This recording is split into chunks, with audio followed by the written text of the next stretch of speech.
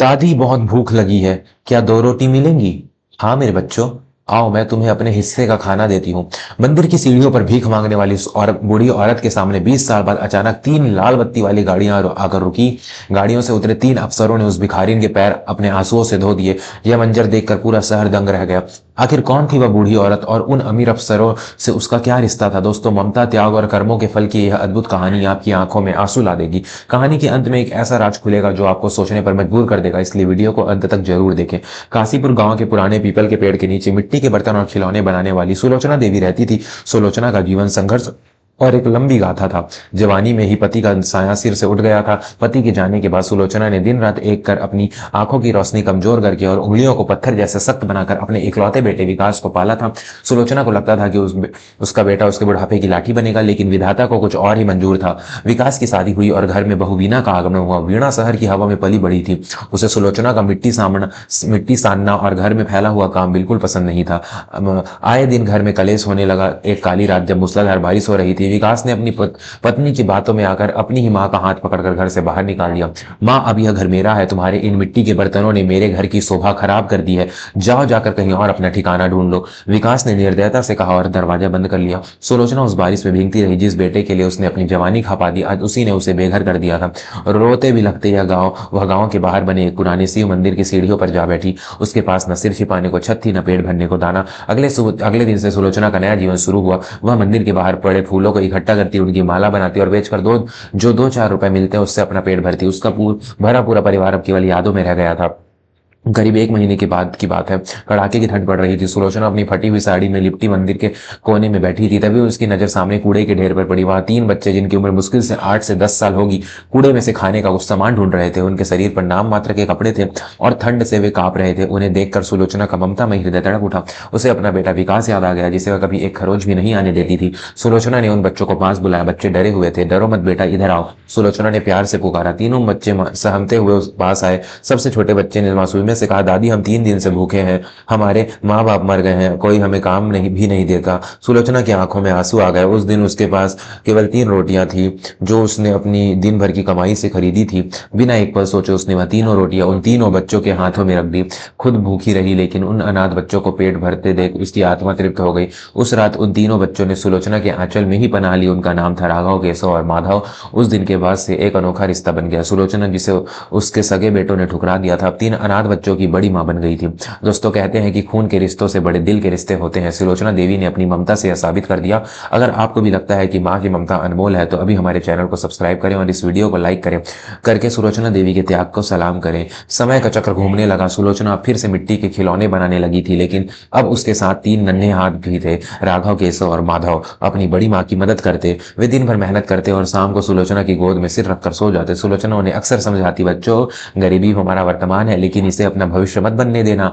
विद्या ही वह धन है जिसे कोई चुरा नहीं सकता। सुलोचना ने पाई पाई जोड़कर उन तीनों का दाखिला सरकारी स्कूल में करवाया। वह खुद रुखी सुखी खाती, लेकिन बच्चों की किताबों और पढ़ाई में कोई कमी नहीं आने देती। गांव वाले उसका मजाक उड़ाते, अरे सुलोचना, क्यों इन लावारिसों पर अपना बुढ़ापा खराब कर रही है? सगा बेटा तो सगा नहीं हुआ नहीं, ये क्या तेरा साथ देंगे? लेकिन सुलोचना मुस्कुरा देती और कहती, नयने सौदा नहीं, ममता का बीज बोया है, फल ईश्वर देगा।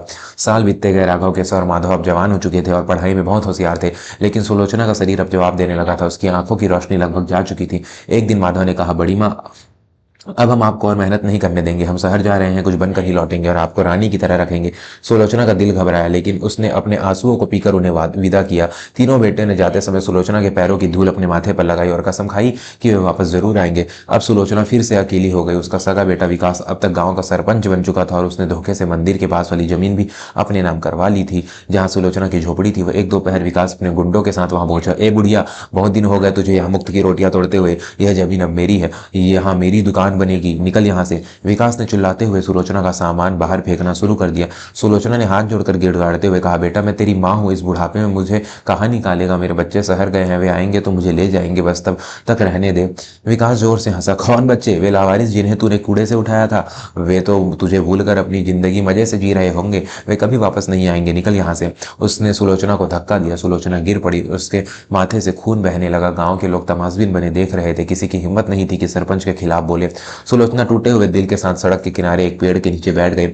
अब भीख मांगना ही उसका सहारा था। लोग उस पर दया करते और कुछ खाने को दे देते। वह हर आने जाने वाले वाहन को टकटकी लगाकर देखती, शायद उसके राघव, केशव और माधव आ जाएं। पूरे 5 साल बीत गए। सुलोचना अब हड्डियों का ढांचा मात्र रह गई थी। उसके बाल उलझे हुए और कपड़े तार तार थे। वह लगभग पागल सी हो गई थी, बस बड़बड़ाती रहती, मेरे बच्चे आएंगे, मेरे बच्चे आएंगे। और फिर वह ऐतिहासिक दिन आया। सावन का महीना था। गांव में एक बड़ा मेला लगा था। विकास, जो अब अपनी दौलत के नशे में चूर था, मंच पर भाषण दे रहा था। तभी अचानक सायरन की तेज आवाज ने सबका ध्यान खींचा। दूर से धूल का गुबार उठता दिखाई दिया। एक दो नहीं बल्कि 3 काली आलीशान गाड़ियां, जिनके ऊपर लाल बत्ती लगी थी, गांव की कच्ची सड़क पर दाखिल हुई। उनके पीछे पुलिस की 2 जीपें भी थी। पूरा गांव सन्ने रह गया। सब सोचने लगे कि शहर से कोई मंत्री या बड़ा अफसर आया है।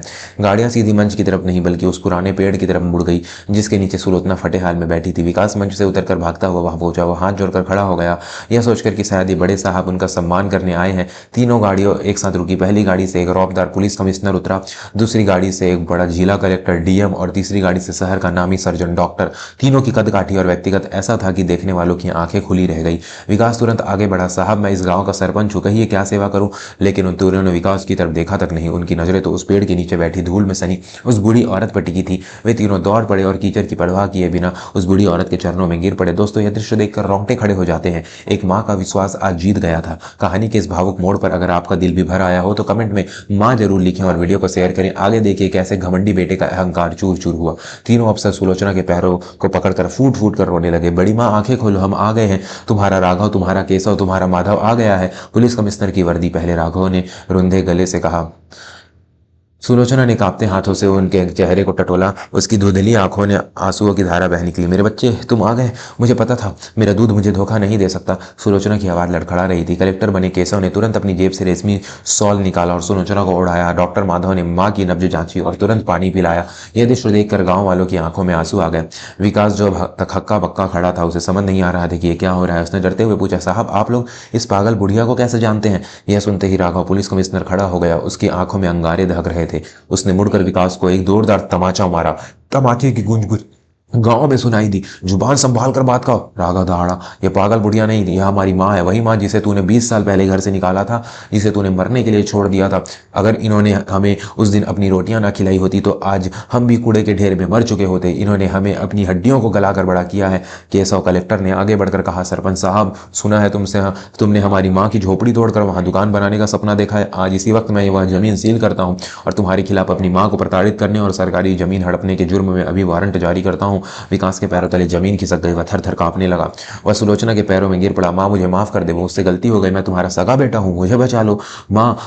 सुलोचना का दिल पसीज गया। वह कुछ बोलने ही वाली थी कि माधव डॉक्टर ने उसे रोक दिया। नहीं माँ, आज नहीं। सगा वो होता है जो बुढ़ापे में सहारा बने, वो नहीं जो खून चूसे। आज तक तुमने इसके लिए आंसू बहाए, अब यह अपने कर्मों के लिए रोएगा।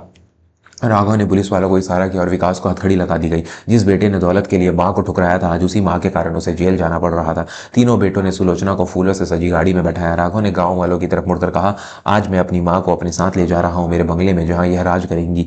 लेकिन याद रखना, जिस घर में बुजुर्गों का अपमान होता है वहां लक्ष्मी कभी नहीं टिकती। गाड़ियां धूल उड़ाती हुई शहर की तरफ चल पड़ी। सुलोचना गाड़ी की पिछली सीट पर बैठी थी। उसके दोनों तरफ उसके बेटे बैठे थे। उसने खिड़की से बाहर देखा। वह मंदिर पीछे छूट रहा था लेकिन उसका त्याग आज जीत गया था। शहर पहुंचकर बेटों ने सुलोचना को एक आलीशान बंगले में प्रवेश कराया। वहां घर के मुख्य द्वार पर सुलोचना भवन लिखा था।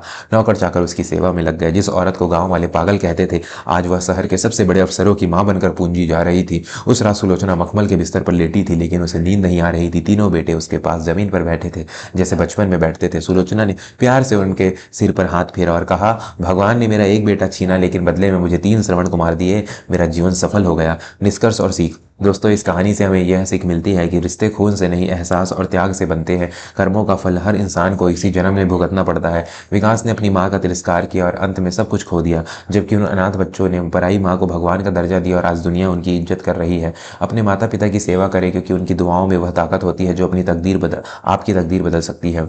आपको यह कहानी कैसी लगी? क्या सुलोचना के बेटों ने विकास के साथ सही किया? अपनी राय हमें कमेंट में जरूर बताएं। अगर इस कहानी ने आपके दिल को छुआ है तो हमारे चैनल को अभी सब्सक्राइब करें और घंटी का बटन दबाएं, ताकि ऐसी बेहतरीन कहानी आप तक सबसे पहले पहुंचे। मिलते हैं अगली कहानी में, तब तक अपना और अपने परिवार का ख्याल रखें। धन्यवाद। जय हिंद।